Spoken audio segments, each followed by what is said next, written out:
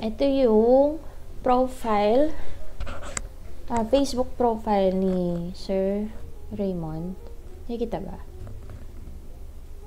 Nakikita ba? Nakikita ba?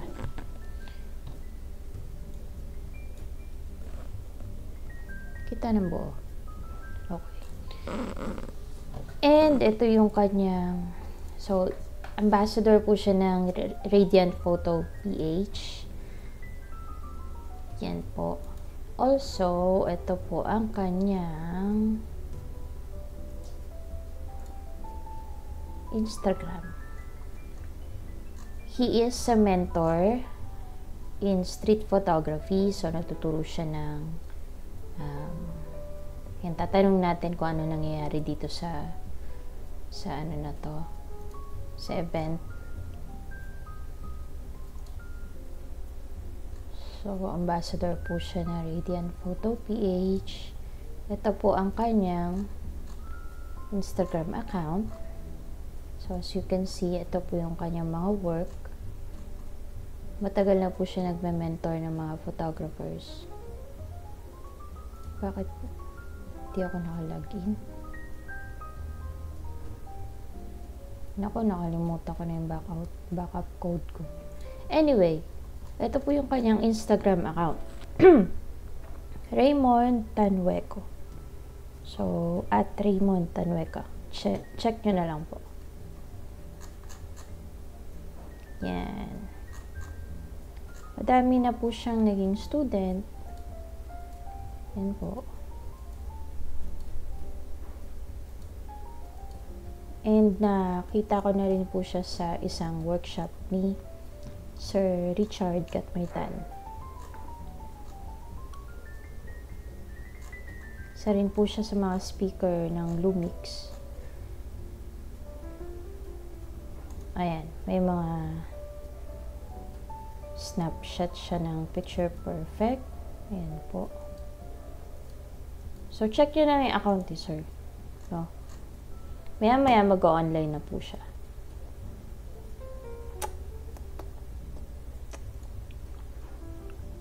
Ngayon, ako pala naka-online. Laka ng mukha ko dito. Ayan. Ayan, makakuha ni Sir. Ito yung recent ata nila eh. Workshop. Ayan. More on street photography. Ito yung maganda sa street photography. More on story-based captures siya. Mamaya, talakayin natin yan. Kung may mga question kayo. I'm pretty sure na makaka-relate yung iba. Kasi dito nag-start halos karamihan eh. Street photography.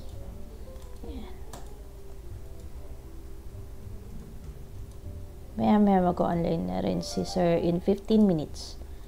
So, check lang natin yung mga ibang kuha.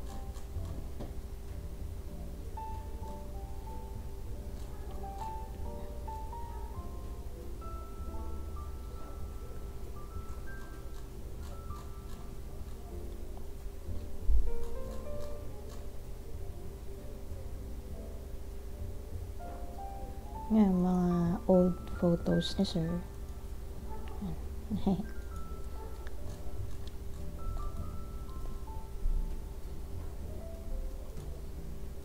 Ito po siya during his workshop. Ayan, kasama niya Sir Ricky Latia. Tapos, ito yung mga behind the scenes ng workshop nila.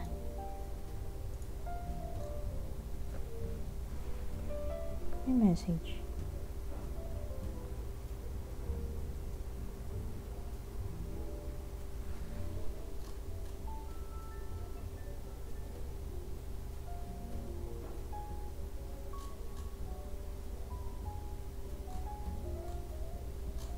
Yan. So, matagal nang nagtuturo ng photography si Sir.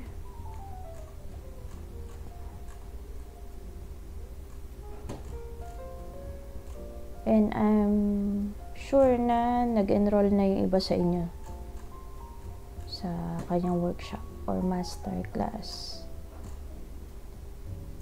I think yun lang naman. Tanggalin ko na ha. Ba, laki ng mukha ko dito. Siya yata malapit.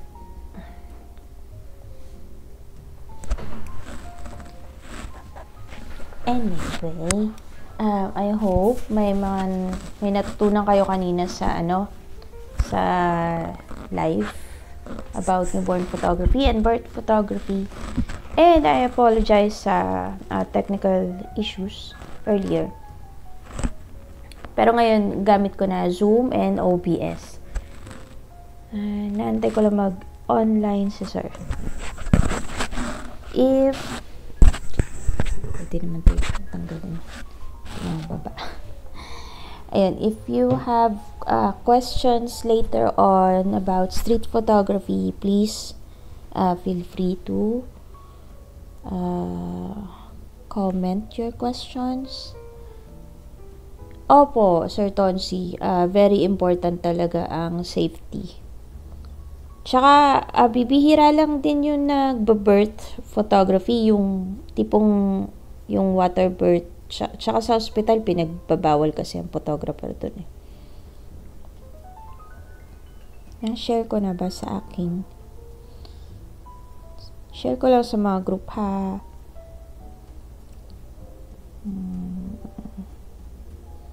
Makikishare ulit ako.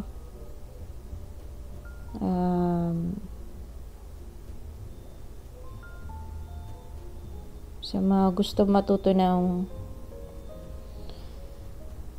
type ko na. Ayan, sa mga gusto matuto ng street photography, ayun, it's your time to listen here.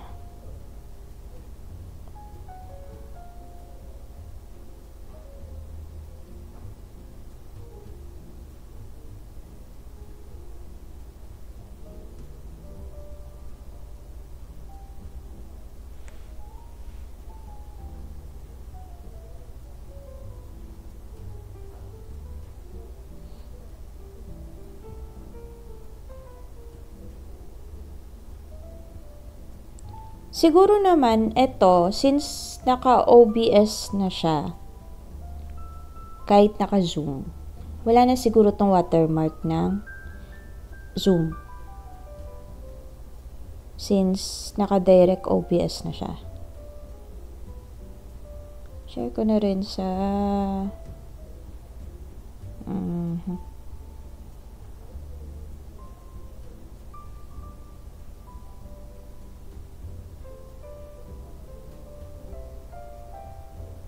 Tapos, yung mga taga-Taiwan ba, mahilig sa street photography? Or more on portrait kayo? Anyway, share ko na rin po. Makikishare po ulit, admin. Thank you. Pagbigyan nyo na every Wednesday lang naman to. Wala naman mawawala.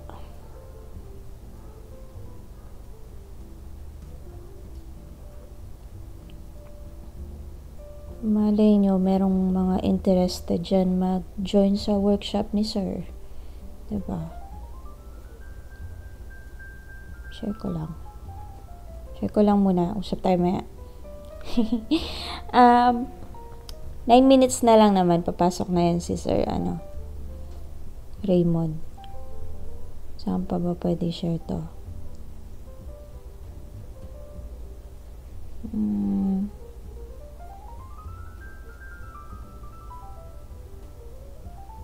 Ay, international group yan. Huwag yan. Baka makick me.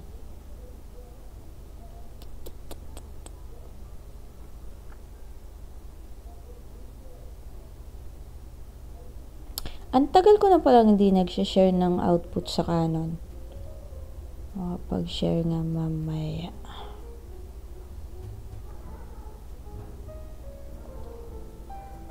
Wala akong photo dump. Mga ilang weeks na.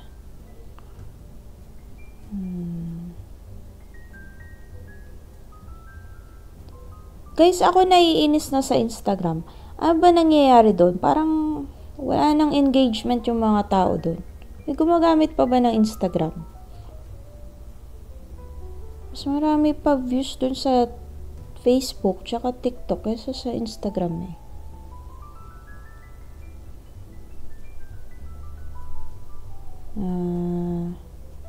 Na-share ko na dito, no? Na-share ko na dyan. Baka makik ako pag doble. Okay. Yan, carry na yan. Wala na remove. Fine. Admin assist will be turned on soon.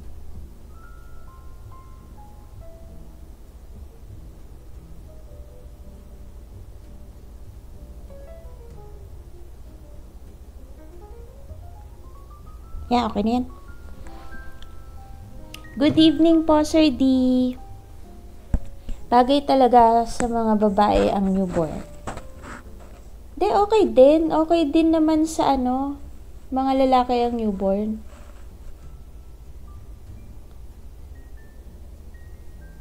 Business na kasi ngayon eh. Kaya sa TikTok at FB na halos lahat, especially content. Oo nga sir, pansin ko nga, more on TikTok and FB Reels na yung mga businesses. Parang nagsuswitch na sila, hindi na sila masyadong active sa Instagram, tsaka Twitter. Nagsuswitch na sila talaga sa TikTok and Facebook. Maybe because mas maraming engagement kumpara sa Instagram na napakadaming, ang tawag dito, ang dami niyang rules, yung tipong ang daming, para magkaroon ka ng maraming followers, kailangan mo ng certain number of story post, carousel, etc. etc. Unlike TikTok and Facebook and YouTube, ipopost mo lang siya, upload mo lang siya, okay na. Tapos, they let the algorithm do its own thing. Parang meron na silang AI, Ewan ko kung na-implement sa Instagram yon or talagang ang shitty ng algorithm ng IG. Tignan mo, hanggang ngayon 195 followers pa rin. Napakadami ng pictures na nilalagay doon. Nakakainis na. Tapos kukumpara ko yung views ng IG Reels sa Facebook Reels, mas marami pa rin yung sa Facebook Reels at TikTok. Yan.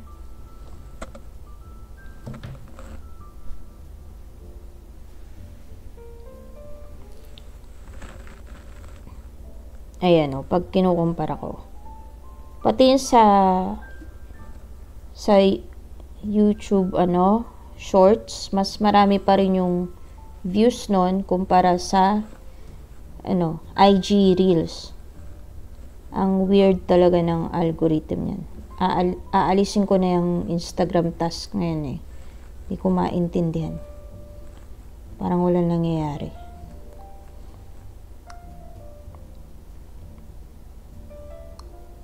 Ayoko na siyang tiyagain.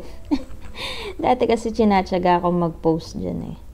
Parang naka-scheduled post pa ako, etc. Walang kwenta talaga eh. Naiinis lang ako eh. O nga pala, while I'm waiting, share ko na lang din sa inyo yung Instagram pang artista, FB, TikTok pang masa. Totoo naman.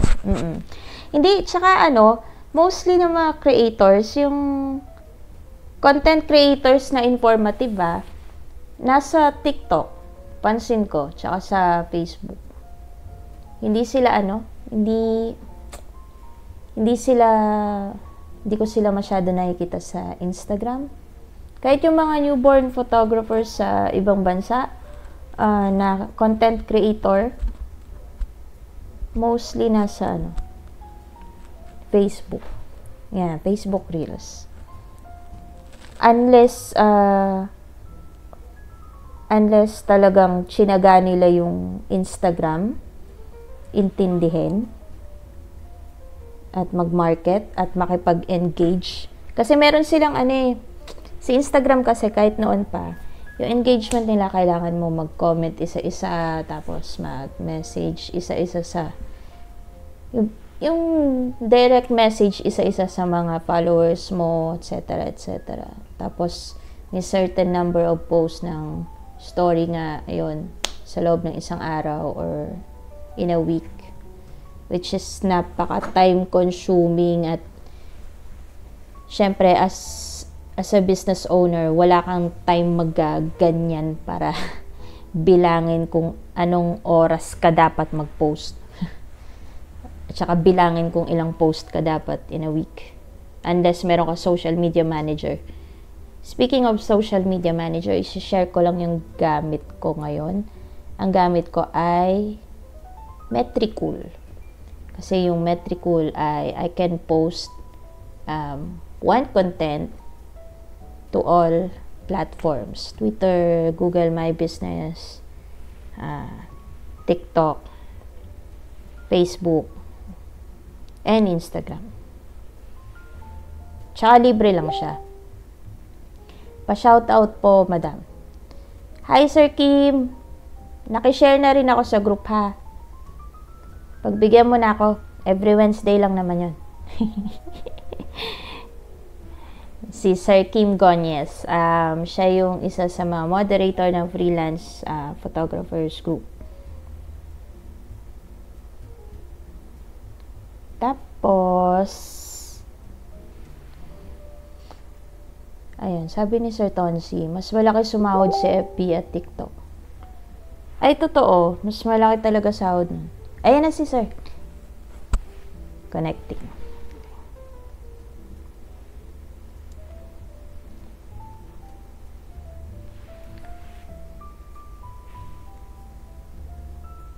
Wag mo delete. Kawawa naman yung mga newbie. Mamaya, gusto nilang mag-ano. Hi, Sir Raymond. Rinig niyo ako? Teka, wala pa atang audio.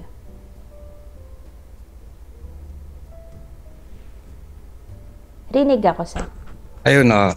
Rinig. Ayan. Naririnig niyo si Sir? Baka meron na namang ano. Ano yun? Baka may problem na naman sa audio. Kasi kanina, Sir, may problem. Hindi naririnig yung kausap ko sa live. Oo, okay. Rinig niya. Asa Japan ka daw po ba? Sabi ni Sir Kane Pedroso. Oh? Japan? Oo. Saan mapupunta ng Japan? Blurred daw kasi yung Yung background. Hindi, magulo. sa ano yun? Sa Zoom. Sa Zoom. Oo. Sa Zoom yun. Oo. Sa Zoom yan. Ano kasi yung background ko, may nagsasaya, hindi, joke lang. Hindi, medyo hindi maayos yung background. Okay lang, Sir. Naghanap lang ako po pwestuhan na, di ba na ano yung hangin ng electric fan? Di ba Hindi. nakakaano sa audio? Hindi naman. Narinig ba? Ang Hindi. init kasi. Oh. Yan. Ayun. Nasa tamang ba ako, orientation sa like tama ba yung right and left? Okay naman, Sir. Nakikita ka naman. Okay. Ako kasi wala na ibang mapwestuhan, yung ilaw ko dito lang talaga. Anyway, ayun. At shinare ko yung page nyo kanina. Kaso more on workshop nyo kasi yun eh. Would you like to share your work or share screen para makita yung work nyo or are you using... Wala akong hinandang ganun. Ay, wala. Okay lang, okay lang. Pwede naman siguro kung makakapag-share ako ng screen ko, ganun.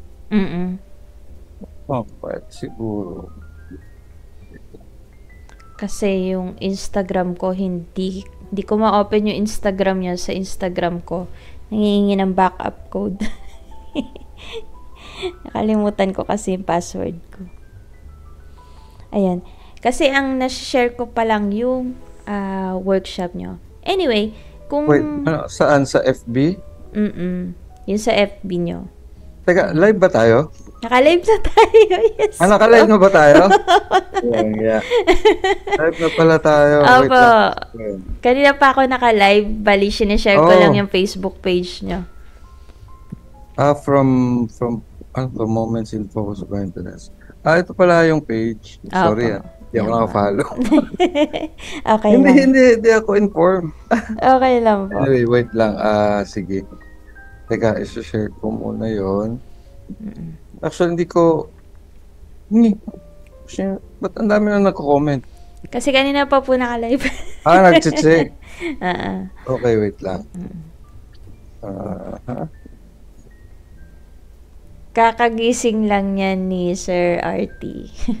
Hindi naman. Sabi ni Sir Kane. Kane, nandiyan ka pala ha? Kane Pedrosa. Okay.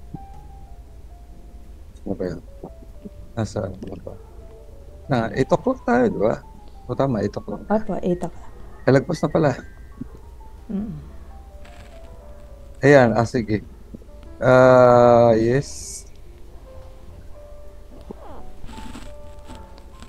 Click muna tayo. Sige po. Naka-live pala ako Bakit ako dito sa, bakit ako nagme-message? Pagising lang yan ni Sir. Sige. Hindi Hi, Sir Bergie. Ay, wait lang. Thank you for watching, guys. I-mute ko lang yung aking...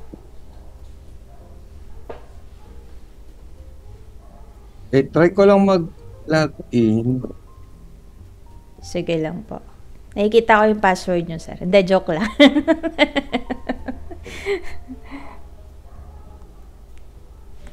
Masyadong sombrero na ako. Bakit parang liwanag ng monitor ko?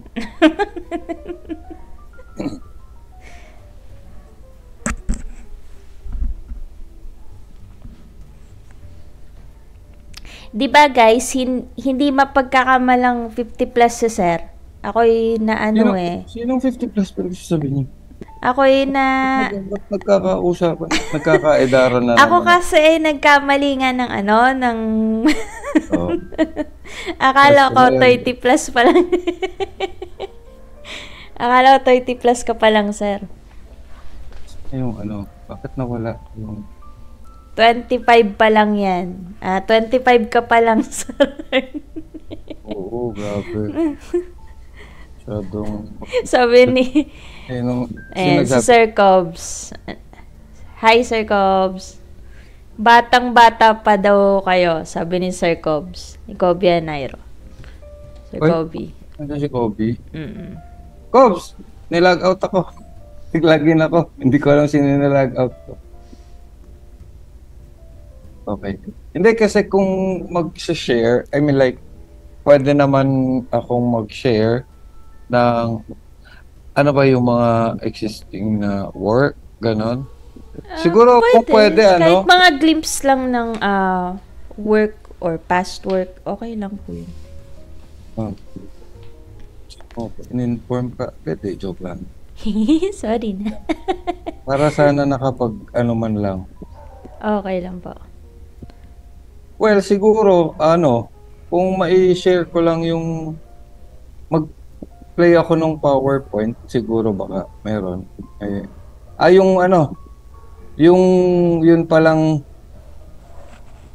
part nung slides ko kahapon siguro sa workshop sa Lumix Experience kahapon. Yun, no?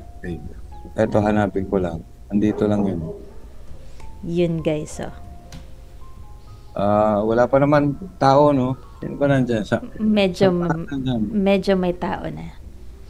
Hindi ko rin na-promote or na-announce kasi kalimutan ko. Okay, wait na. Okay. So, may lang, nakapasok na lang, okay.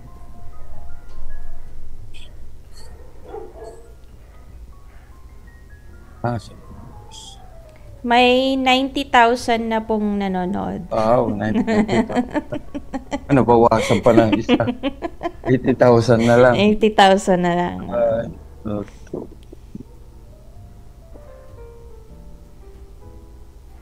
Pwede siguro to. Mas-share ko mamaya. Ano ko, i-share ko siguro pag yung demo ng Radiant Photo. Pwede naman sa. Mag-share ako ng konting photographs siguro, then mag-demo na lang ako. Ayan, sige. Ano ba pag-uusapan natin Ayun, sir. Uy, si mga yan? Si Anton, si Kiyo. Ayan. Uy, hello. Hello, guys. Thank you for watching po. Shout out kay Anton. Anton, nasipag, pumitik. Mga estudyante mo sa... kami, nag-uunahan kami ni Anton na kung sino yung unang mas sobrang iitim talaga to the point na hindi na makita sa... sipag nito pumitik eh. By the way, sir, yes. When did you start photography, and is it okay if you share your journey and paano ka nag-start? Para lang to dun sa mga taong nasa labas ng Pinas na hindi pa kayo ganun kakilala. Kasi may mga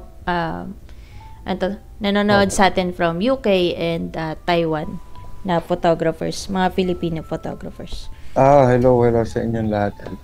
Bale ako, well actually nagsimula ako sa sa labas ng Pilipinas. So, I used to work as an IT professional sa Singapore. Doon actually ako nagsimula sa magseryoso sa photography.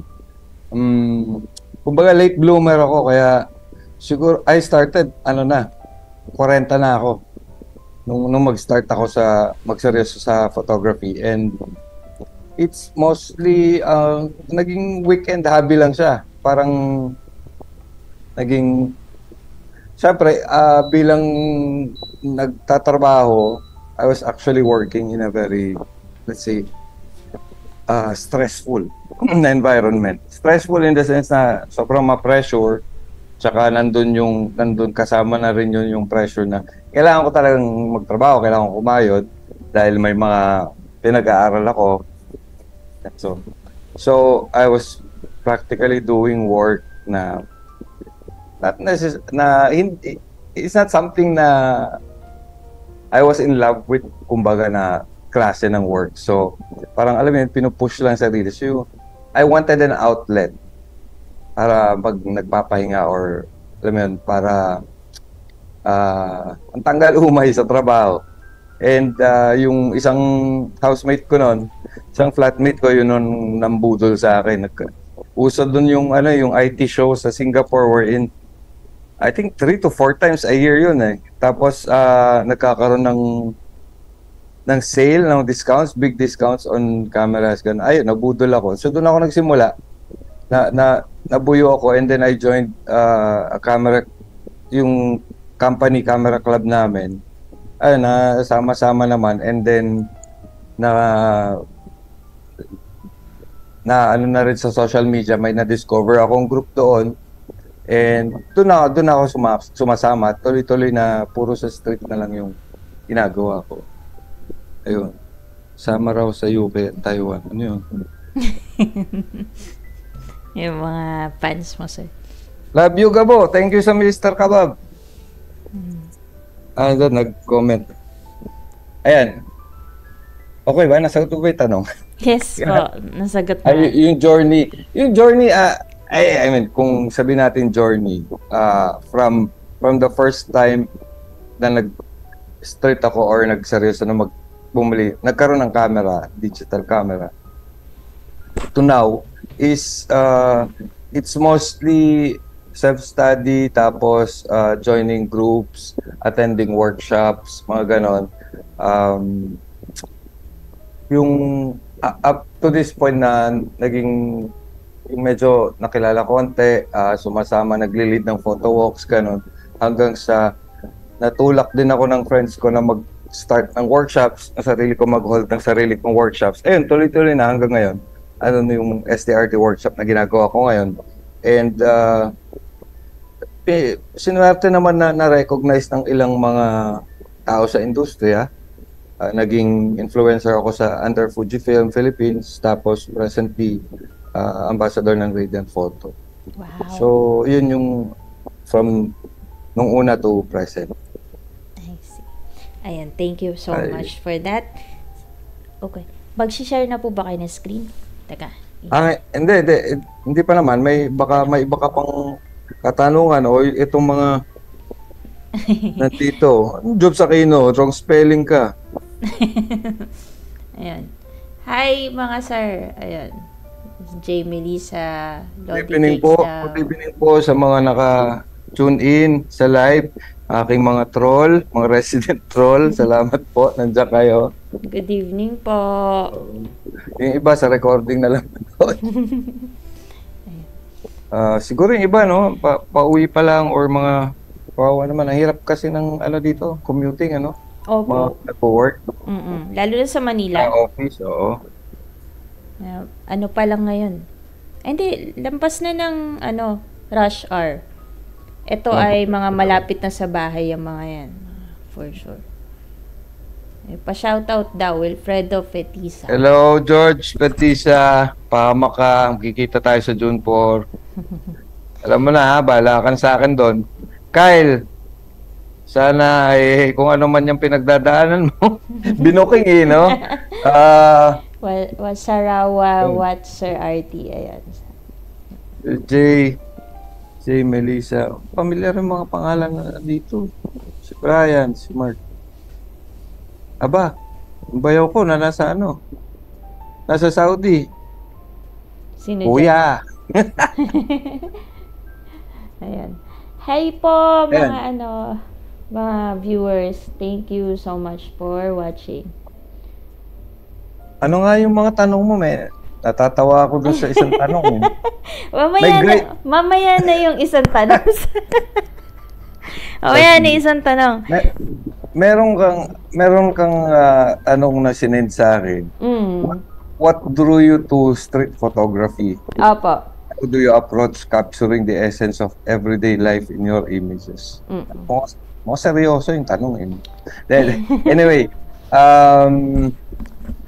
yung street photography kasi, unang-una, libre.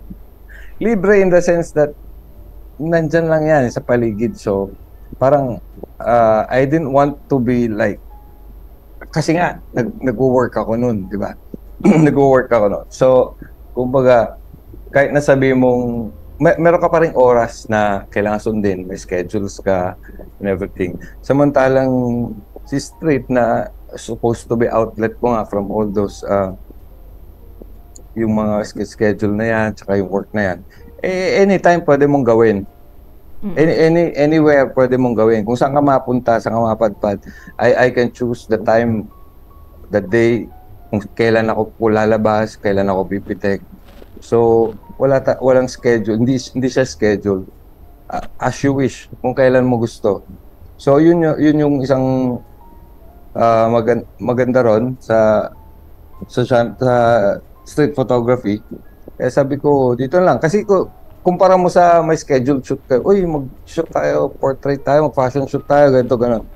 Kung kunyari, invitation sa camera club. So, ibig sabihin, you have to be there at a certain time. You prepare na, ganito, ganyan. Samantala, si street, kung minsan nga, pupunta lang ako tindahan, dala ko camera ko, pwede akong mag-street. Kung tinatamad ako lumabas, di okay lang.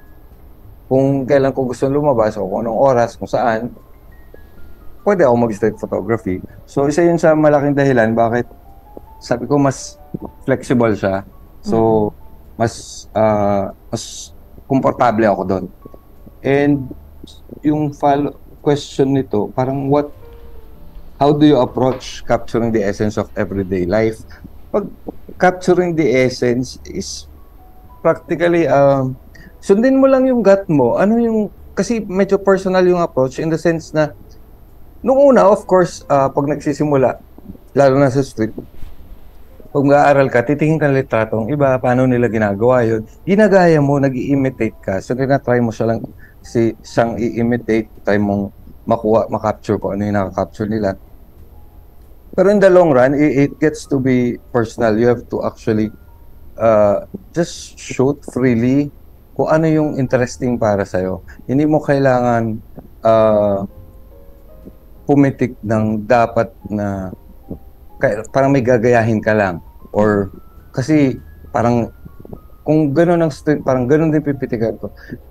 Eventually, ma-realize mo na mas okay na sundin mo yung sarili mong gusto. Kasi personal siya in the sense na hindi, yung choices mo ng pipitikan, nasa yun kasi interesting para sa'yo or namumove ka or natitrigger yung emotions mo pagka may nakita kang eksena, tapos yun ang pinipitikan mo. So, kung yung essence ng everyday life, parang siguro doon na lang siya lumalabas kasi sinusunod ko yung sarili kong pag-respond sa response sa nakikita ko sa pang-araw-araw. Ang follow-up question ko lang dyan, sir. Yes.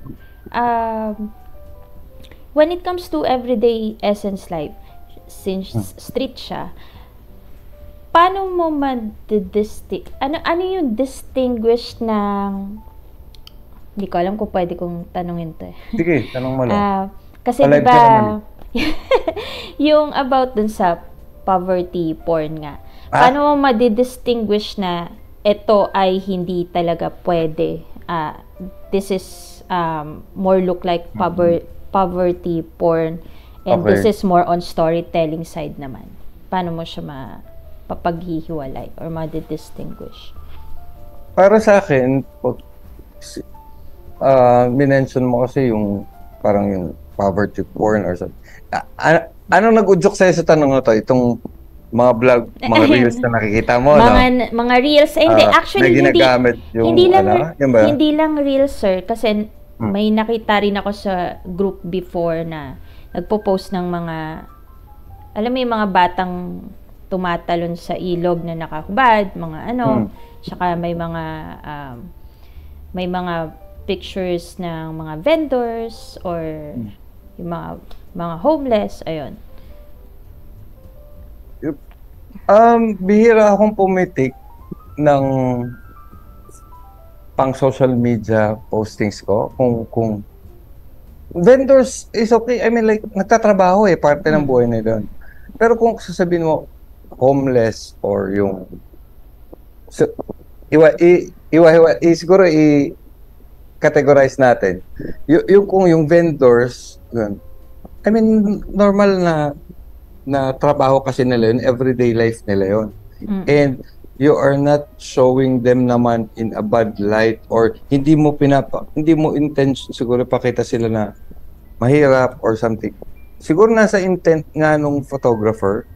Like sa akin, kung wala, hindi ko naman intention na unan sila para pakita mga vendor lang. I mean, like, parang wala talaga akong makitang rason para maging ganun yung approach. Kung kinukunan ko sila sa kanilang natural environment, paano sila namumuhay. Yun lang yung gusto kong i-present or gusto kong i-share. Pag sinabi mo namang homeless, ang problema kasi doon, okay pumitik, I mean, nandyan kasi sa labas eh. Parte ng buhay yan, parte ng everyday life na meron kang homeless na makikita or mga beggars, ganyan. Pero saan mo gagamitin? Yun ang tanong. Yun siguro dapat mo itanong sa sarili mo bilang street photographer. Saan mo gagamitin? Ano? Ipang-post mo sa social media mo para saan? Para sa likes? Para sa content mo lang?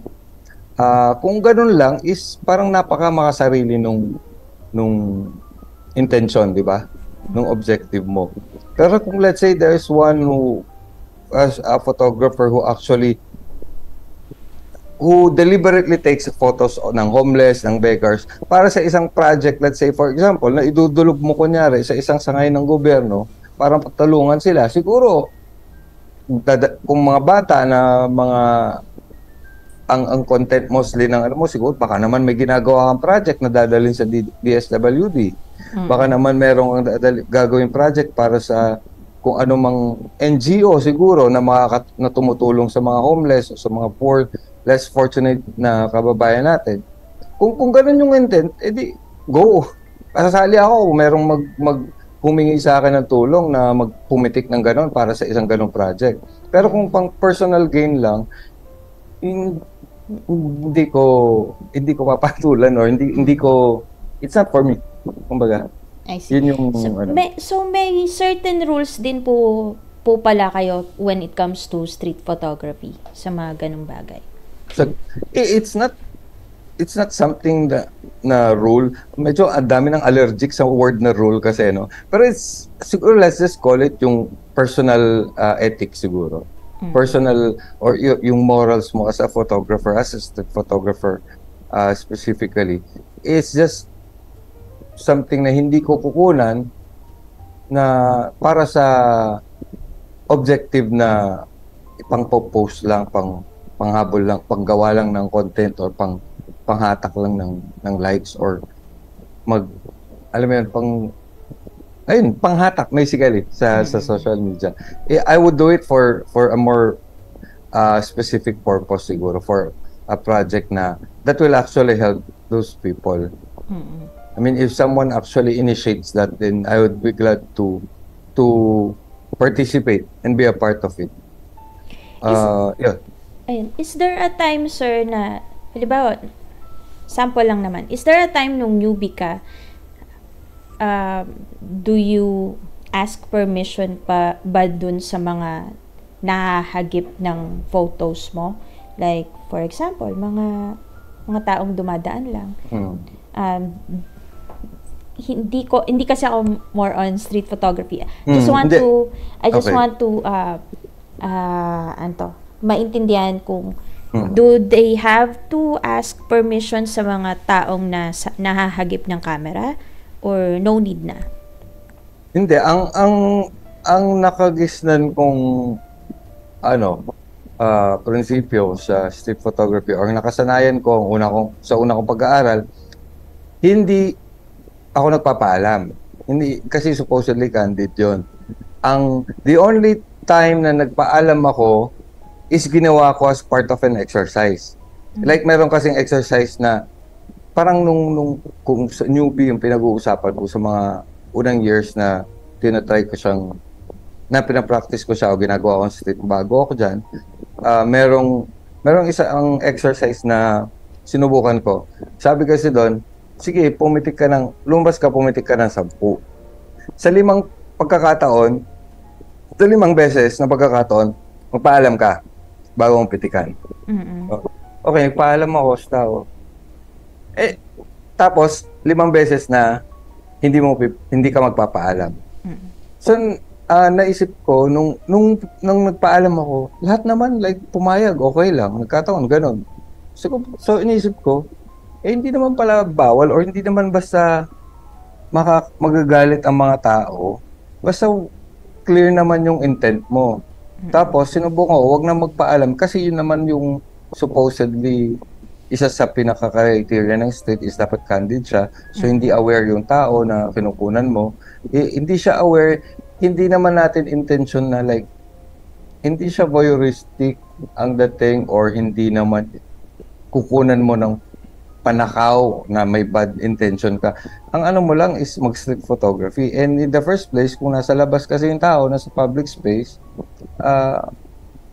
okay lang, fair game sila. Yun din naman naisip ko. Ako rin, naisip ko, kung makunan mo ako dun sa labas, okay lang. Kung nahuli mo ako nangungulangot sa labas, nakunan mo ako, anong titinga, picturean mo ako.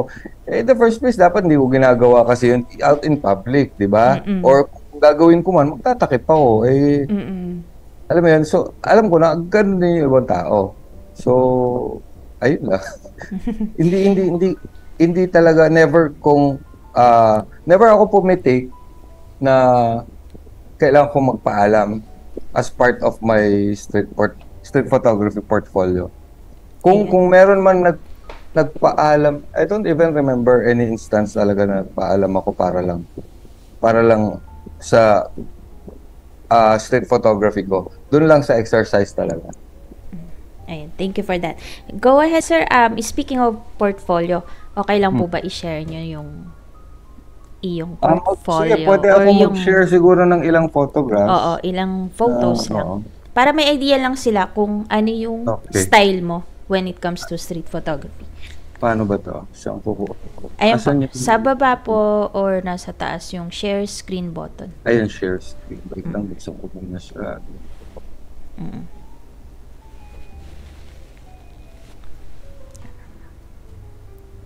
View speaker. Yeah. Tinaan ko lang. Ay, lilitan ko lang yung window. Sige lang, sir. Kita na ng karamihan to. Okay, for the benefit of yung nakakita nito, hold and shift to select multiple windows. Ito isa. Ito ba, nakakita na ba? Opo. Opo, kita na. Okay. Actually, slideshow to eh. So, play ko na lang. Pero walang music. Okay lang po.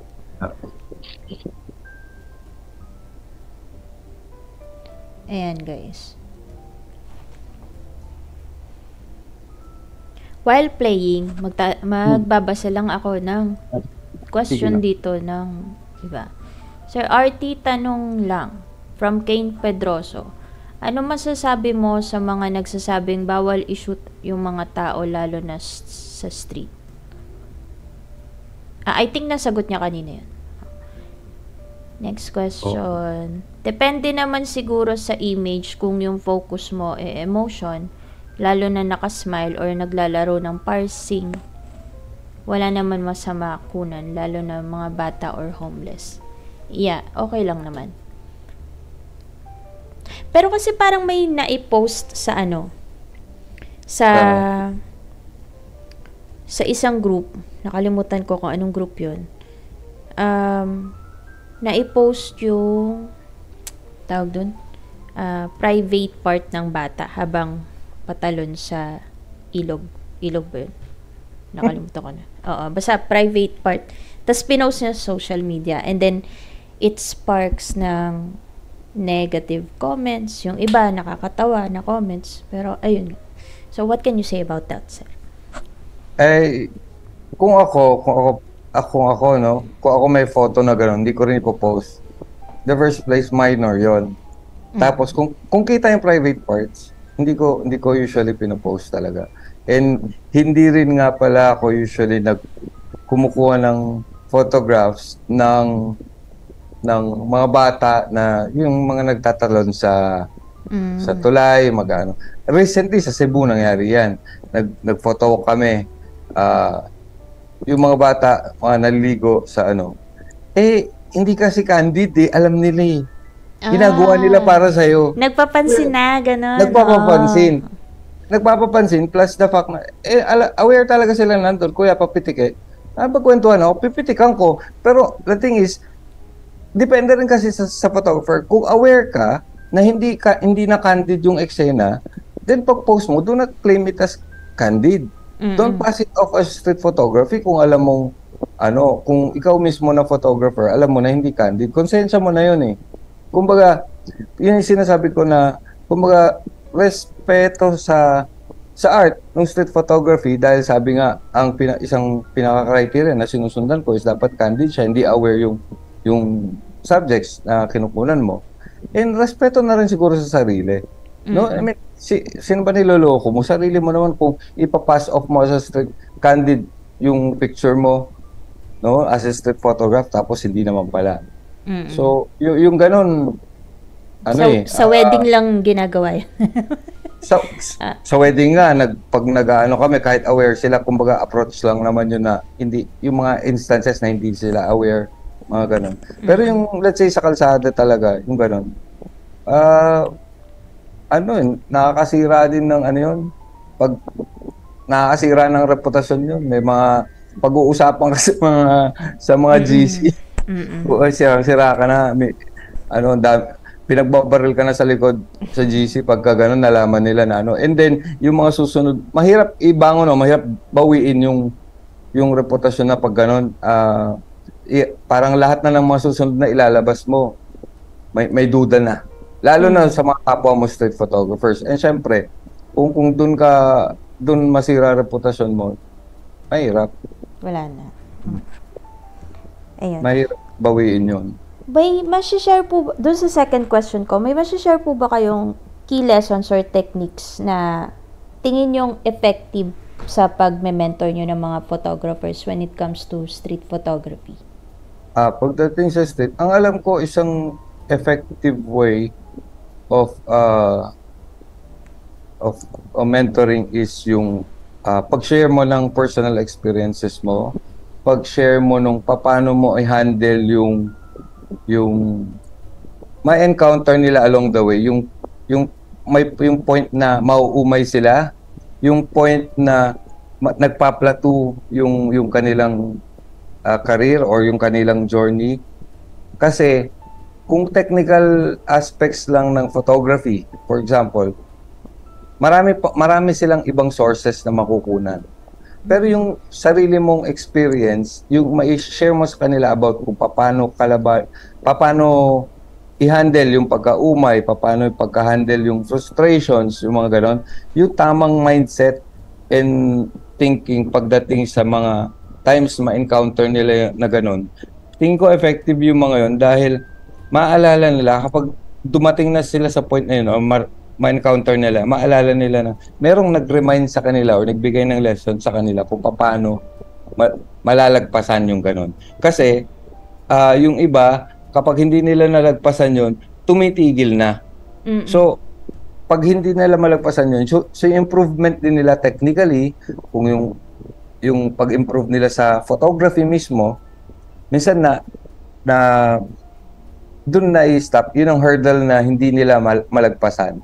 So, lahat kasi may hurdles na ma-encounter. So, ang tingin ko naging effective sa ilan is yung sinishare ko sa kanila paano ko nalagpasan yon, yung mga ganung bagay, para meron silang guide or reminder pag sila naman na yung umabot sa ganung punto, sila na yung maka-encounter ng ganung punto. Kasi syempre mandatory nandyan yung mga nagtaas ako ng paa, tinapao. Ayun, nasa na ba ako? Nawala tuloy ako. Hindi, pag na-encounter nila yun, kunyari na-share ko sila ano yung mga experiences ko, ano yung na-encounters ko. Pag yung mga ganun, tingin ko malaking bagay. Malaking bagay sa mga nag-photography, lalo na sa street. Kasi katulad, kunyari, yung times na, alam mo yun, yung parang wala silang makunan, marami ang nafu-frustrate ng ganun eh. So sabi ko, ang pinapayo ko lang sa kanila, hindi naman para-pareho ang araw eh. May times talaga na darating yun. So kumbaga, sa umpisa pa lang ine-expect na nila na may mga ganong pagkakataon silang ma-encounter, and hopefully matandaan nila na kung ano man yung mga na-share ko sa kanila at that time. Na pag na-encounter nila yung ganong times. Yun. Ayan. How do you balance yung personal street photography projects mo, sir, sa pagme-mentor mo ng mga street photographers? And ano po yung ma-advise nyo dun sa mga students nyo na gustong mag-succeed sa street photography? Yung okay, try natin i-break down yung question, Meron dito kung personal na street photography projects, yung role ko as a mentor, and your yung advice para mag-succeed sila. Pagdating sa street photography projects, hindi ito like may gagawin ka for something, for someone, kasi yung street photography personal eh. So you mostly doing it for yourself. So siguro ang ginagawa ko is ang masasabi natin na or may categorize natin as a street photography or sa personal street photography project is to come up with zines, to maybe be part of an exhibit or mag-publish, ganon. Pagdating sa ganon, hindi rin naman siya tipong bibigyan ko ng timeline na ito gagawin ko muna, ito gagawin ko yan. Pagdating kasi rin sa zines is nag-iipon ka, hindi, sa akin ang approach ko, hindi ako nag-iipon ng litrato or nagsushoot for a certain period of time ng specific type na litrato kasi gagawin ko siyang zine.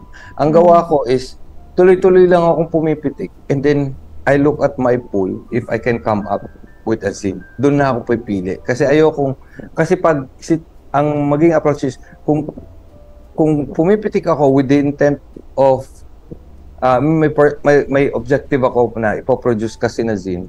Parang feeling ko ang ganun na malilimitahan ako. Ang gusto ko, I just go out and shoot freely. And then look at my pool later on and see what I can come up with sa pool.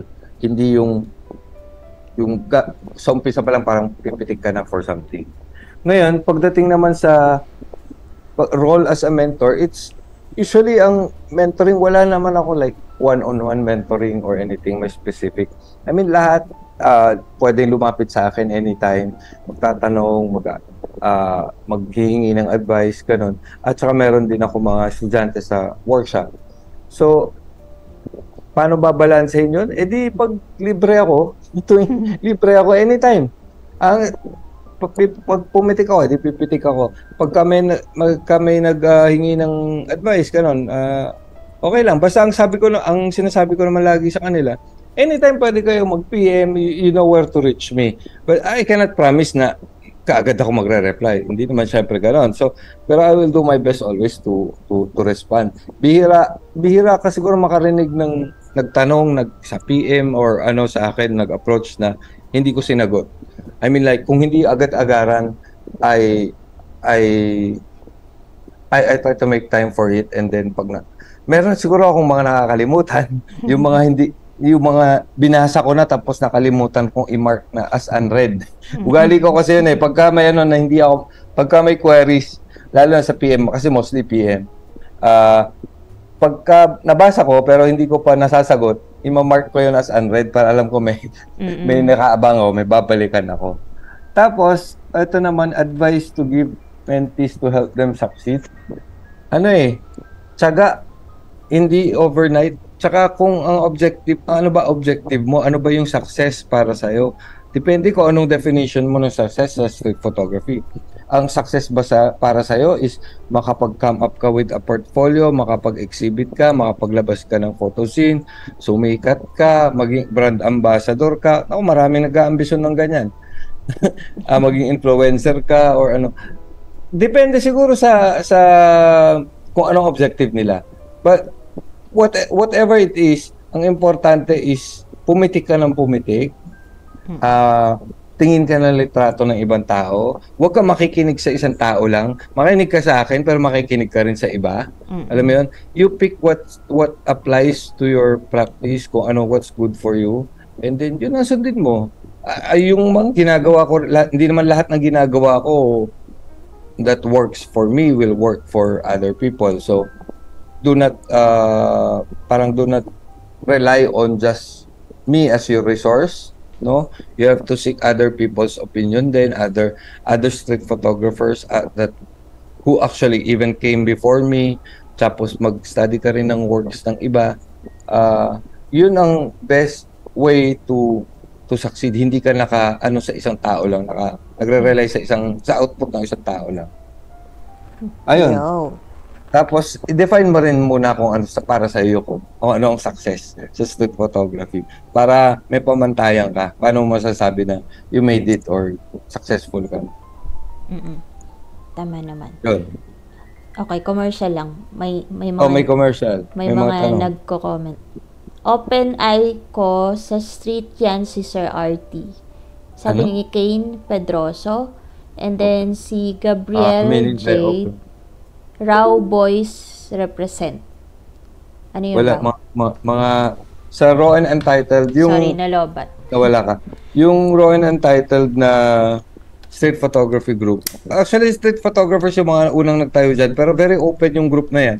I mean, hindi naman pagka hindi street photograph ang dating ng photos mo, parang,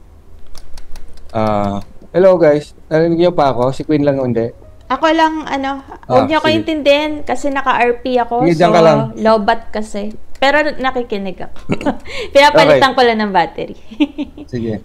Ayun. Yung grupo na to, ito yung Raw and Entitled PH is one of the pinakamaingay, pinakama-active na street photography groups. Although hindi siya strictly street photography lang, they are open to all types of photography. But mostly, of course, na nakikita kasing examples ng nagpo-post doon are street photographs. So, yung mga bago sa street photography, pwede kayong dumalaw-dalaw doon o mag-join sa group na yon.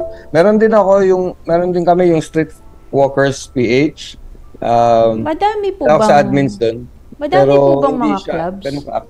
Marami actually. Kung sa Pilipinas lang, yung una kong yung pinagmulan ko na grupo kung saan kailan ako unang natuto is yung Filipino Street Photographers FB group.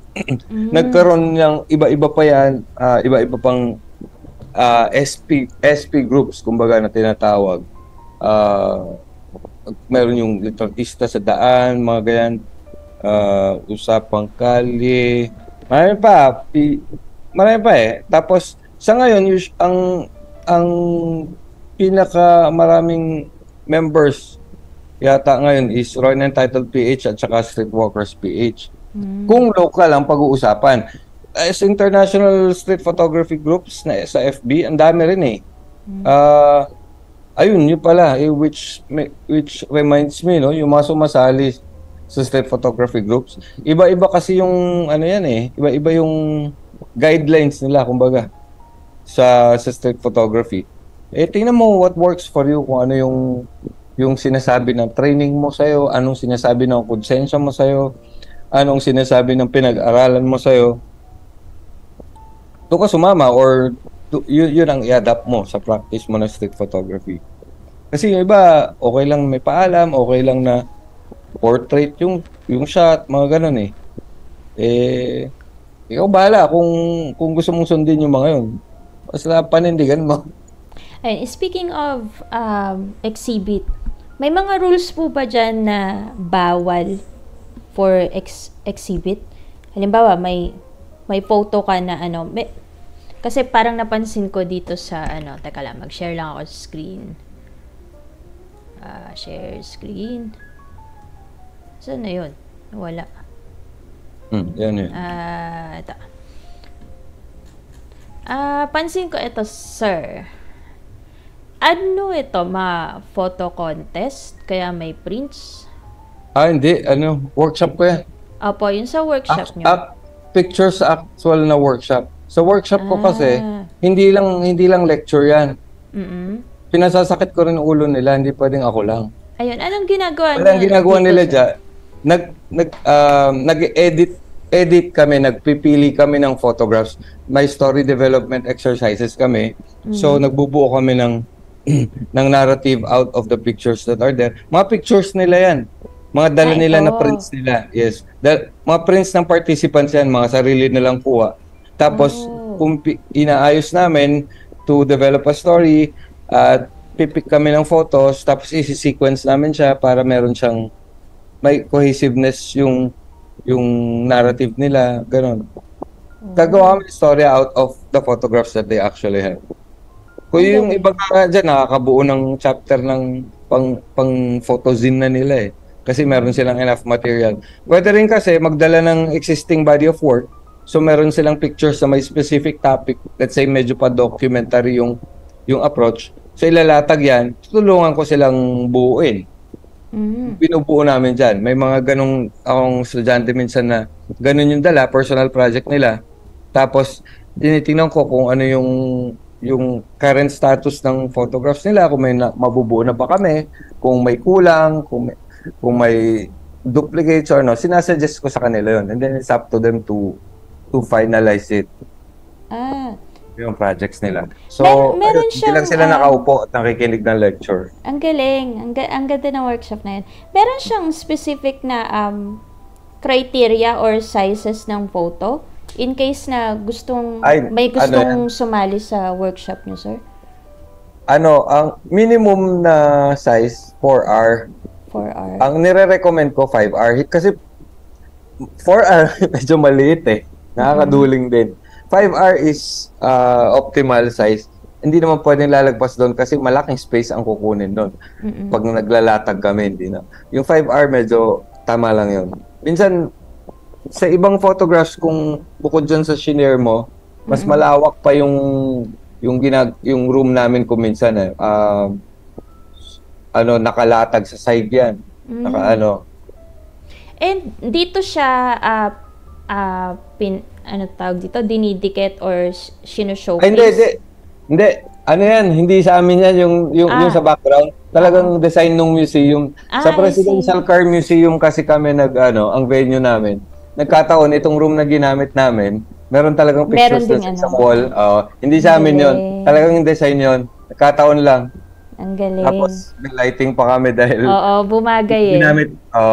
Pero yung ibang room, katulad last time, yung conference room, malaki, hindi ganito yung lighting. Nagkataon na itong batch na to, dyan namin ginawa. Ay, mga sample ng kuha nila during the workshop weekend. Ito yung mga kasi minsan nagpo-photo. Kung may oras kami, or kung okay ang weather, nagpo-photo din sila. Tapos, kinikritik din namin after. Tinitingnan din namin. Doon sa pagkikritik nyo, sir, ano siya? Kayo lang or meron ka ding mga kasama na magkikritik? Kasi sa dami ng picture na yan, parang nakakaduling yan. Oo, actually, nakakapagod. Kaya ako, pagkatapos ng workshop, inaabot ako ng 3 araw na recovery period. Talagang nakakapagod yan. Kahit sa pagka-lecture lang, kinakaupo nakakapagod. Pero, yan kasi, I make it a point na bawat tao, bawat individual natututukan ko. Kaya nililimit ko rin ang participants para kayang tapusin depende sa oras depende kung 1 day lang yan or 2 days. Ayoko kasi gusto ko yung aalis sila, lalabas, matatapos ang workshop na sulit ang binayad nila. Hindi ko sila, they're not shortchanged, kumbaga, na kung ano yung kaya kong gawin physically and based on sa knowledge ko, lahat, todo yan. Kasi ang style ng workshop ko, or the way I design my workshop, basically is also a product of the workshops that I've attended dati. May mga workshops kasi ako na-attendan na ang workshop, inuubos lang sa photo ko, kaya kulang sa lecture, kulang sa theory, kulang sa sharing ng inuubos lang nila sa photo ko. Parang nakakalugi, hindi mo pwedeng gano'n. Tapos meron naman na short lang yung lecture, tapos parang feeling ko kulang-kulang.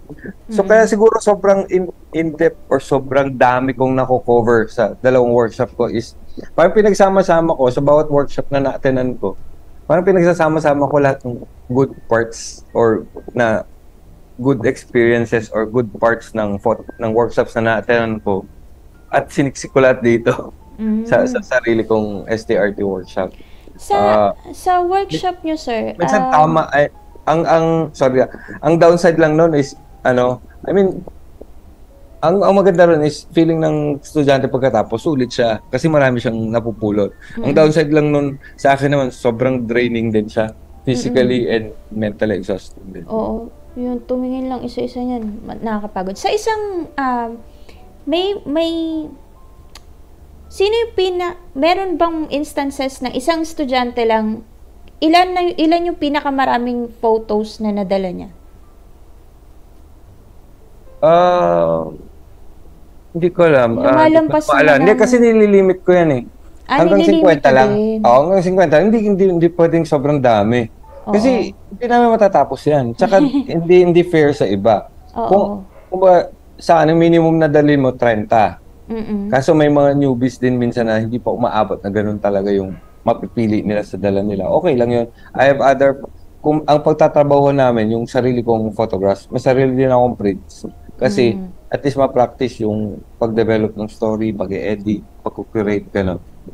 Yun ang kailangan nila ma-practice. So, actually, hindi ko naman sila kadalasan, hindi ko sila pinatatrabaho sa sarili nilang set ng photographs. Doon sa set ng iba.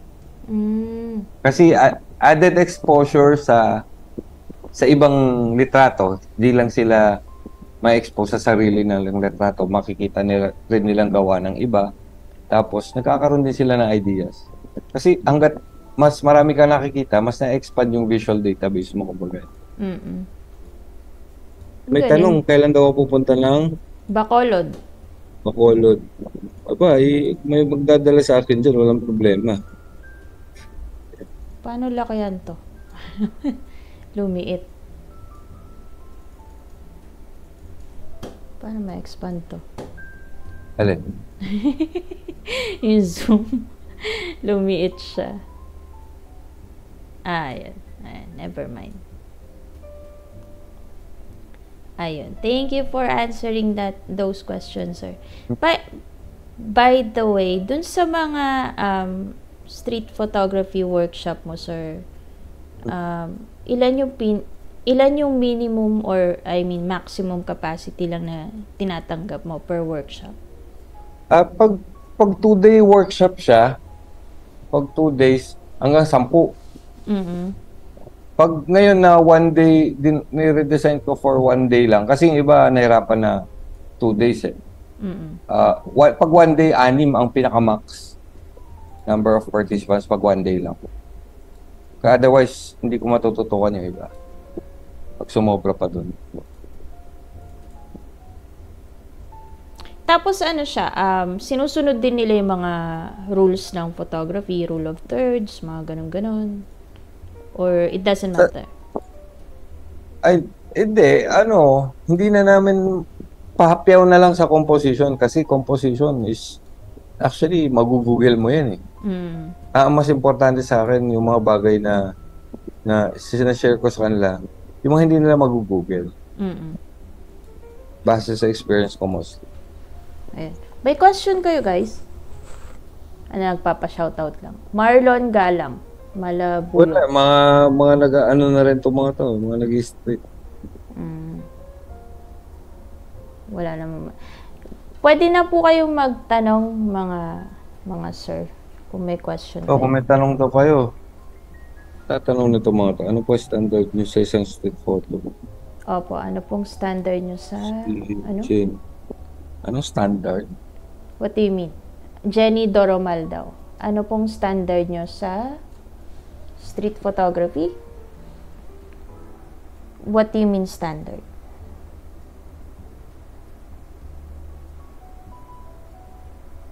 Standard about what po? Exactly. You mean sa pag-take ng photo? Or para masabing street photograph? Baka. Okay, let's assume na ganun yung kwento. Yung tanong.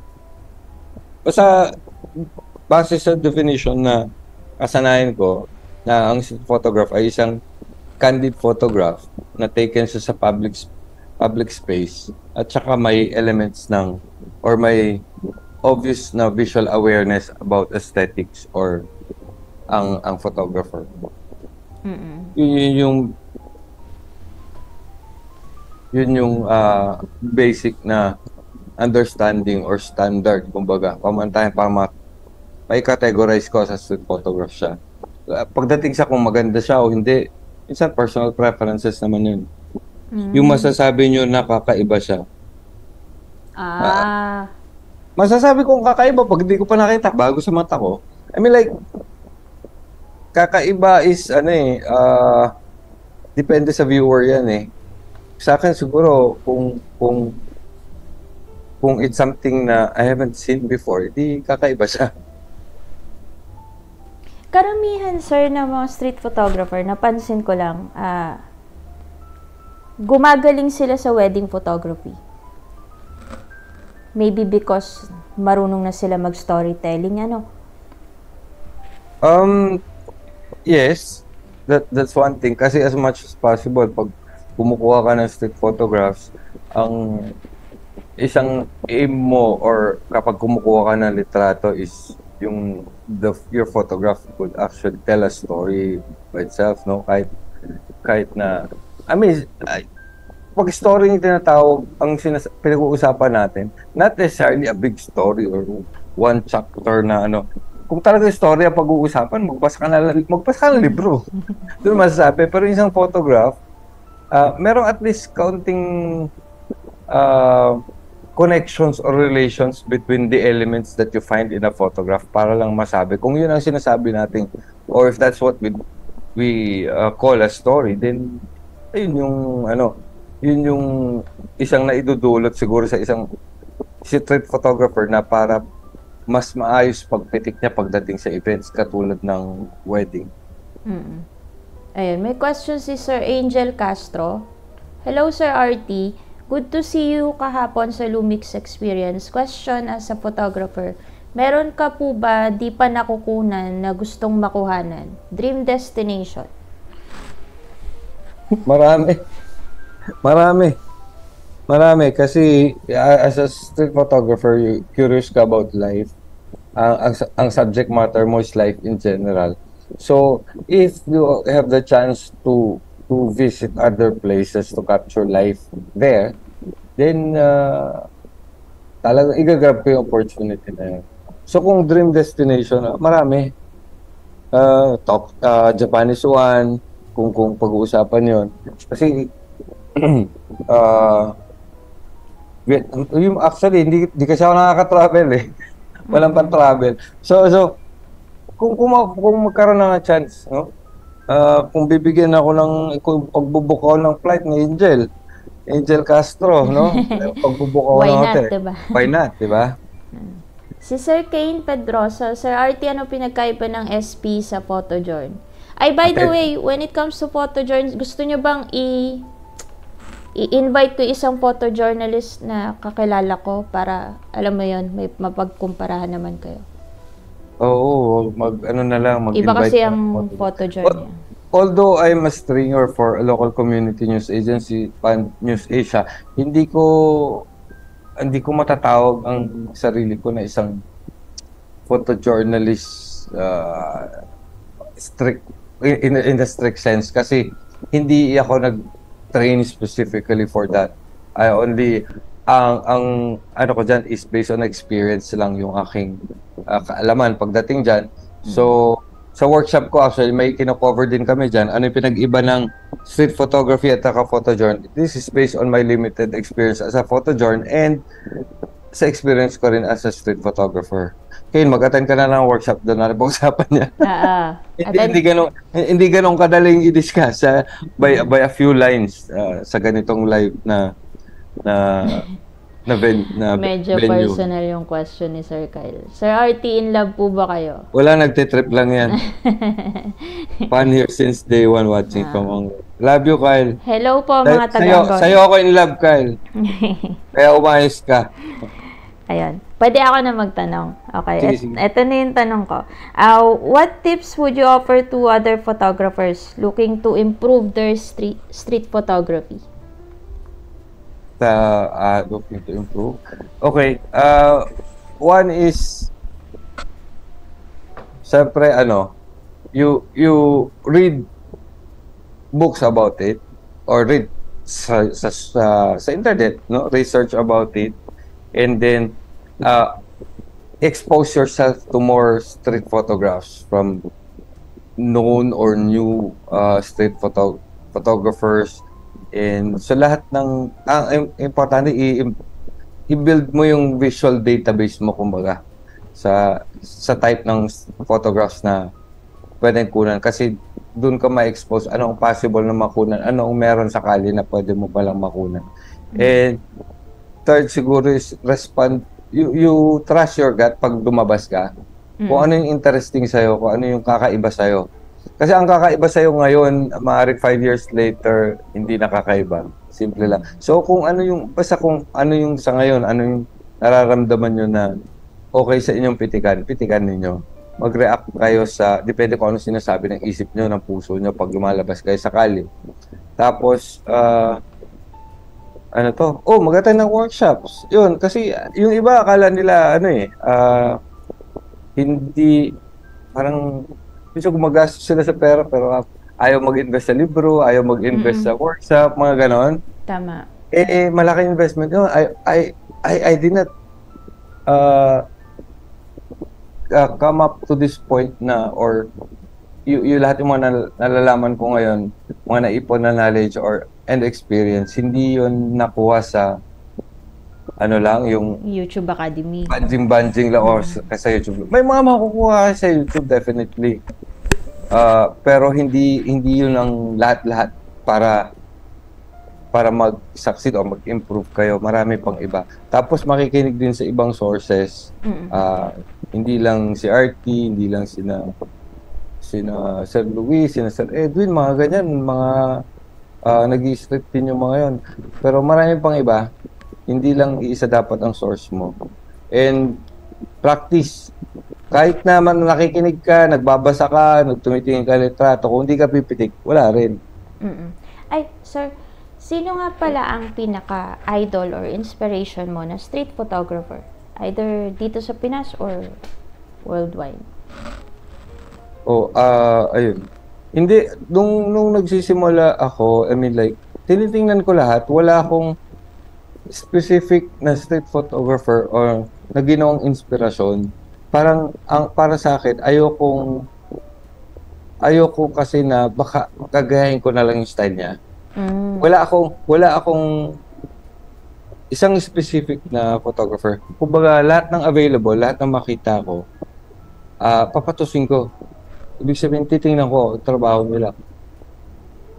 Teka lang, ano ba yun? Ayun. So, and then kung sumboy mo international, local, at okay sa akin. Pati dito sa local street photography scene, lahat, tinitingnan ko kay gawa ng kung matagal na siyang nag-street or kung baguhan pa lang, lahat tinitingnan ko kasi lahat may mapupulot. Meron kung mapupulot o makikitang bago mula sa kanila. So, kung inspirasyon rin lang pag-uusapan, actually, hindi ko sila ginagamit na as inspirasyon. Mas inspired ako dun sa mga taong nagtatry na matuto. Yung mga nagsisikap na matuto. Yung mga taong palatanong or palapitik talaga, masisipang pumitik kasi gusto nila mag-improve. Actually, yun ang mas nakapagtulak sa akin na, huwag ka kakampante, hindi pwedeng banjing lang. Dapat pirmi ka pa rin pumipitik at nagpa-practice. And may question si Sir Frederick De Serva. Ano po mas mahalaga sa street photography? Form or content? Alam niya na yan eh. Alam mo na yan eh. Form or content. Pag ano ang mas mahalaga? Para sa akin, actually, they complement each other. So, hindi pwedeng one is more important than the other. I give them the same weight. Kasi, pag sinabi mong pwedeng ang ganda ng form, pero sablay yung content, parang it cancels out, di ba? Yung good about it.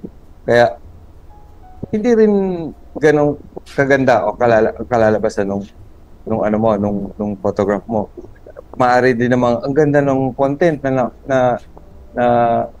photograph mo, pero ang sagwa ng pagkaka-compose mo sa kanya or sagwa ng exposure lahat, parang sa'yo nga, nagka-cancel sila. So as much as possible, you give them balance weight. You give them both weight. One is not more important than the other para sa amin.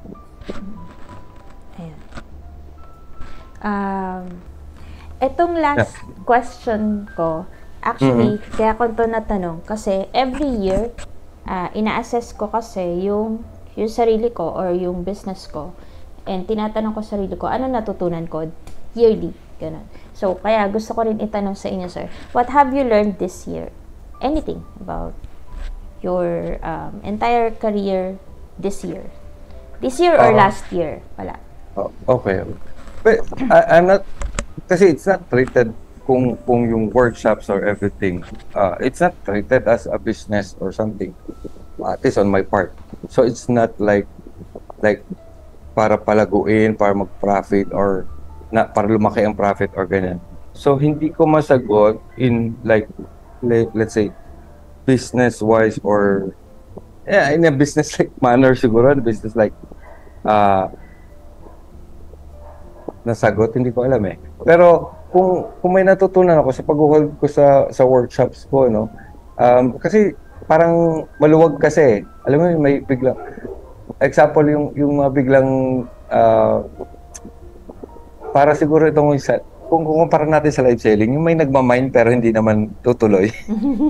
Ayun. Yung tipong, uy, very, very enthusiastic, okay sasali. Tapos pag malapit na saka magbaback out. Ang mahirap kasi, I mean like, hindi mo na nga siya ginagawa as something na, hindi na nga siya actually, parang very, parang yung profitable or something. Pero at least mabawi mo man lang yung mga overhead mo and may pantustos ka pagpapatuloy mo sa ginagawa mo, di ba? Mahirap din kasi doon na pupunta naman lahat yun eh. No? Tapos biglang may hindi tutuloy. Tapos ang hirap kumuha ng basta-basta ang kapalit. And the thing is, the time you spend for recruiting na naman, no, which you could have otherwise used for other important things din. I mean, nakain na. So, kailangan, hopefully, yung mga na ibinibigyan mo ng pagkakataon na ganito, ma-respect naman yung binigay mong time para sa kanila o yung opportunity na binibigay mo sa kanila. Tapos, isa pa, yung katulad nung let's say nung last batch ko, nung makumpleto ko yung maximum na number of participants, sige, okay na to. So, pwede ko ituon yung pansin ko sa ibang bagay, di ba? Pwede magagawa, nakapag-workshop kami sa Cebu, gano'n. Hindi ko na iniisip yun. Tapos, biglang may atras, gano'n, for whatever reason. Hindi naman natin masisisi, no? Kasi they have their own reasons and for them, the reasons are justified and everything. Pero it will be a loss pa rin on your part. So, parang sayang. So, nakakasayang ng effort and everything. Siguro, I should put in stricter terms. Kasi masyadong maluwag eh. Siguro pagdating sa ganun, mas stricto na yung terms. Para hindi ulat. Tama naman. Kasi, ang hirap din kasi mag-organize niyan. Kung si Sir Richard na nahihirapan eh. What more kung ganyan pa kadami yung participants mo, sir. Ayun. Si Sir Miguel Narciso de Vera, Sir RT, ano po mas importante? Street photography or photojourn?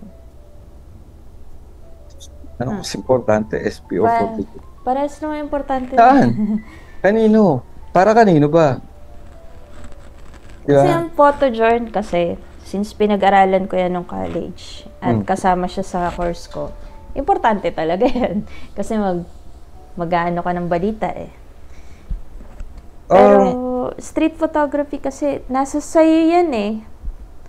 Ano okay, ba let's exact put it this question? Way. Mas importante para kanino? Para sa buhay? Oo. Para sa generation natin?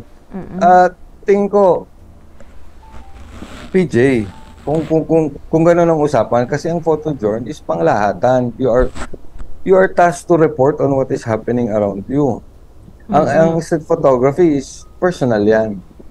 So kung anyone can do it, anyone can do street photography and they can do it for themselves. But as a photojournalist, mas may responsibility ka na mag-report. May responsibility ka na mag-document ng kung anong mga nangyari sa panahong ito. Tama. So in that sense, mas importante may photojourn sa buhay natin. Sige guys, mag-i-invite ako ng photojournalist para masagot yung ano nyo at para mapagkumpara nyo din kung bakit siya importante. May question pa kayo maliban dyan? May question pa guys? Bago okay lang, kung wala na, bedtime ko na. Joke lang. Oo, bedtime na ni Sir eh. Wala na ata. So, yung closing question ka na lang, sir. Why street photography? Tingin ko, nasagot ko na sa umpisa. Sa umpisa. Why street photography? It's siguro, yun lang. It's something that I'm most passionate about. I've tried doing other types of photography, but I haven't enjoyed it as much as I do street photography. And one of the things about street photography is yung one thing that I enjoy is yung ang photograph mo can be actually interpreted in several ways by your viewer, by different viewers. And I can also do the same sa kanilang mga photographs. So yun para sa akin ang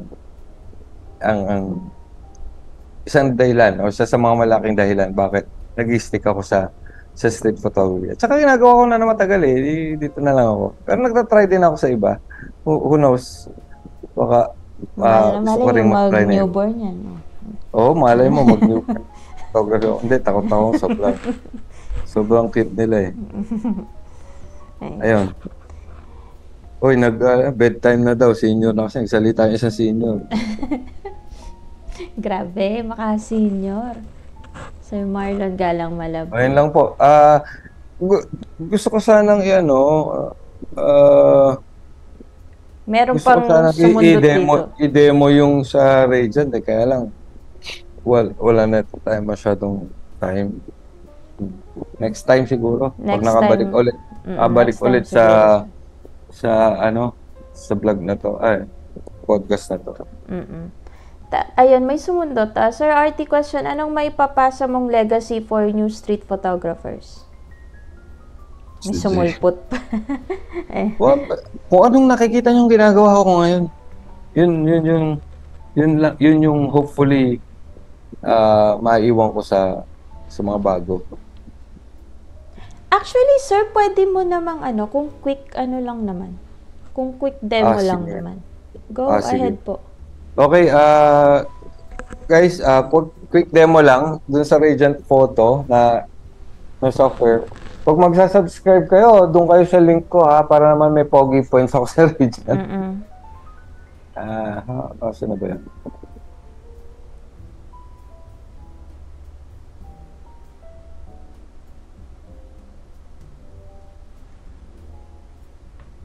Ayan. Sige, paano ba i-share? Teka, tanggalin ko to. Ito ka sa gilid. Ay. Ito ba yan? Ito yung shared screen mo, sir. Ito, you are sharing. Yan. Ayan. Okay. Pwede mo siguro sa laki yan. Ayan. Doon tayo sa gilid. Yan po. Okay. Quick example lang sa workflow ko. So nandun yung part na pipili ako. Kunyari itong 4. So isang eksena lang yan. Pag pumili ako sa kanila, ang unang kong gagawin is actually i-rate ko silang lahat. No? Rate ko sila ng, let's say, 1 star. Tapos ngayon dito sa filters ko, yung rated lang ang i-display ko. And then kunyari, konting bisita sa photograph na to, pagka ziniro ko yan, sumawawala na siya sa library ko. Na ito ang i-keep ko, 0 ko lang yung iba. Ito. Tapos ito na yung ipaprocess ko. Kung kunyari, papasa ko kung makikita nyo kasi, unang kuha, actually cellphone pa to 2013, iPhone 5 pa yata gamit ko. So hindi ganun kaganda yung processing or rendering ng photo. Dito pumapasok ngayon yung Radiant Photo na tumutulong sa akin para maayos yan. No, imbes na magsimula ako sa scratch pa isa-isa dun sa mga dito, no, sa pag-process, si Radiant Photo napakabilis niyang gumawa ng base edit. Meron kaagad siyang suggested edits na dun sa pictures mo. So ito yung before niya. Pag pinasa mo sa Radiant, yan na. Meron siyang base edit. Tapos ikaw, na bahala kung gusto mo pa bang i-edit to further. Saan ko ba makikita? Ay, natakpan. Ayun. Merong detailed edit pane dito. Tapos, parang yung mga sliders lang din. Kung gusto mong i-refine pa siya. Pero actually, sa akin, usually, itong ano na lang Baba mo siguro. Yung, alin? Ayan. Nakita ko na. Yan, okay. Nakikita ba sa screen? Yeah, yan. Pagka ganyan, save mo lang yan, balik na sa Lightroom yan. Ilang segundo lang siya. Ang bilis yun. Nandiyan na. So, at saka nga pala, pagdating sa, sa Radiant, hindi niya gagalawin yung original file mo, yung original raw file mo. Hindi niya papalitan yan. Pero kung may edits ka mang ginawa doon sa original file mo, gagawa siya ng sariling copy, gagawa siya ng TIFF file, i-include niya yung edits mo from your main editing software. So, kunyari, let's say, alam niyo naman, sa street, may mga pagkakataon na kahit anong bilis ng kamay mo, kahit nasa labas ng controls mo, pabago-bago yung ilaw, at saka may mga biglaang eksena na, let's say, hindi tama ang pagkaka-expose ng camera mo, ng settings mo. So, imposible na mga ganitong pagkakataon, kunyari, imposible sobrang bilis mo para mapalitan na yung mga settings mo. Tumalon siya dyan, sir? Oo, tumalon siya. Elevated. Pwedeng isa-isa, pwede rin kunyari, ito tatlo, diretso mo to. Kunyari, ito yung mga original files, ano? Ito yung mga original raw files. Yan, medyo may mga madidilim na parts. Tapos dito, kunyari, dito sa side nung nasa unahan. Kasi, parang mas maganda yung exposure dito sa gitna. Pero dito sa gilid, hindi nakuha. O kaya ito, medyo okay na yung exposure, pero like, sa likod, kung maaari sana, mas okay pa, di ba? Pwede lahat. Kasi si Radiant Photo, pag pinasa mong ganito sa kanya, pagpasa mo sa kanya, nagtatrabaho na kaagad sa likod. At saka ang processing niya, pag-analyze niya ng photograph is pixel by pixel. So binabasa niya kahit gaano kalaki yung file mo, raw file mo, gaano kataas ang megapixel mo, dadaanan niya lahat. So, pixel by pixel siya mag-analyze para sa nagwo-work na siya behind the scenes, tapos magbibigay na siya sa'yo ng suggested edit, wherein ang una niyang priority is balance yung exposure mo, so yung kung may dark parts ka and everything. But if you want to retain yung dark parts, ganon, no, meron ka pa rin, flexible pa rin siya, na meron ka pa rin controls para gawin yon. So, depende sa personal preferences mo or sa mood mo, yan. So, kung ito yung profile niya, ito suggested edit na niya. Minsan yan, okay na sa akin yan, save ko na lang. So, itong isang example naman, so ito yung una, ay yung raw file niya. So very dark, kunyari dito, no, sa left side dito, sa may mukha, sa bandang harap. Kaya niya recover yan. I-recover niya yan. Tapos, ito rin yung smart editing niya, nadidetect niya kung mas dominant ang tao sa frame mo. No? Kunyari dito sa isang photo, kung mas dominant animal siya, ayun, may animals na scene detection din siya. So dito mas, ang priority niya, kung yung main subject mo rin, yun, priority niya pag nagbigay siya ng base edit. Tapos ito, let's say kunyari, mas prefer mo yung solve ka na dun sa edit sa aso, kunyari, sa main subject mo. Gusto mo mas maayos dito sa bandang likod, pwede mong gamitin yung landscape na smart na base edit niyan based on this photograph para kung mapapansin niyo, ayan, mas may details o mas sharper pa rin yung landscape without compromising yung main subject niya. So pag natapos mo yan, save mo lang yan. Tapos gumawa na siya ng TIFF file niya. Magkakaroon ka na ng kopya. Ngayon, kung gusto mo pa rin siya further na i-edit sa Lightroom, pwede rin naman yun. Pero kung pwede na yan sa'yo, pwede mo na diretsong export yan pagdating sa Lightroom din. Hindi mo na siya kukuting-tingin. Pero ito, so ang nangyayari is, pwede siya, it works as a plugin, you can use it at any point of your workflow. It can be your initial part of your workflow. Gagawin mo siyang base edit, then papalitan mo siya sa Radiant, within Radiant itself, or after your changes sa Radiant, ibalik mo sa main editing software mo, pwede mo pa rin siyang i-post-process further bago mo i-export. Pwede rin siya mag-work as a standalone, idediretso mo lang sa Radiant yung photos mo, and then doon ka lang mag-work, export mo from there. Pwede rin yun. Galing. Yun lang. Since we don't have that much time, hindi ko siguro ma-demo further. Pero thank you sa pagkakataon na ma-share ko rin siya, yung part na to. May nagtanong agad, how much daw po mag-subscribe? Sir, ano na lang po, may current promo ngayon for Filipino subscribers, for Filipino photographers only, na $49 sa lifetime access na. Sa'yo na, one-time payment lang.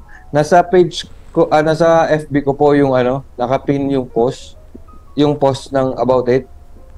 Pwede po kayo, nandun din po yung link ko kung sakaling mag-subscribe kayo. Paano na lang, ma'am? Paturo na lang doon sa FB timeline ko, nakapost naman doon. Sige, sir. Eto. Paano nga to? May isa pa siyang tanong. Di ba, Sir Fuji, kayo ano usually film simulation gamit nyo? Sa Fuji ko, naka-standard lang ako parate. Dalawa ba camera mo, sir? Anong dalawa? Dalawang brand ka ba? Hindi, sa ngayon, hindi naman kasi ako, tied or contracted to a single brand. So, currently, ang hawak ko ngayon, dami. Bukod dun sa Fuji, meron akong Ricoh GR na pahiram at patest ni Camera House kay Sir Robinson. Shoutout nga pala si Uncle Robinson. Tsaka merong pahiram na Hasselblad si Lens Trade Manila. Mike, di ko pa masyadong naipipitik. Hopefully maipitik ko this weekend. Tapos meron din tayong ibang may film camera din akong hawak ngayon from yung Snapshot from F8. Medyo wala pang output kasi di ko pa napapadevelop. Ito sir, ito mga sir yung profile, Facebook profile ni sir. Ililink ko din to sa replay. Tapos nandito siya sa pinned post, yung Radiant photo. About sa Radiant photo. Grabe yan, sulit ito yan. Yung link. Kasi after the promo period, ano na siya, mag-regular price na siya. So hanggat naka-promo, samantalahin nyo. Oo, i-grab nyo na. Tungkol sa link ko. Ayan po yung link. Just to make sure din na napunta kayo sa tamang page. Kasi pagka yung sa regular page yan, hindi nyo makikita yung promo. Ito yung page. Kaming mga ambassadors, meron kaming affiliate links na tinatawag. And hopefully dyan kayo mag-purchase. Oy, si Winslow, kasama ko sa Cebu. Thank you. Mga bulka pa, Ito po, ililink ko na. Yarn. Tapos, check nyo yung pin post. Tonzi. Salamat sa tanong, Tonzi. Yun. May mga question pa kayo, guys? Kasi I am actually done asking questions na. Ako rin. Pahinga na. Ayan. Thank you so much, Sir Thank you din. And pasensya na po sa abala. Hindi, okay lang. Thank you sa pagkakataon. No? Hopefully next time I can prepare better kung meron mang ibang pag-uusapan. Or maybe specific topic siguro. Malay nyo, mag-live kayo sa street mismo. Hindi, joke lang, sir. Sa street mismo. Pwede rin. Sama ka. Why not, sama diba? Oo. Ayan. Sige, Thank you so much po. May dala tayong newborn sa street, no? Hindi, joke lang. Okay. Good evening, guys. Good evening, thank you very much. Thank you for watching po. Pang na lang ulit na replay. Panood na lang replay. Thank you, guys. Bye. Thank you. Thank you, Ms. Gwen. And live. And thank you sa lahat ng mga nanood. Please stay tuned na lang po sa replay. Yeah. Bye!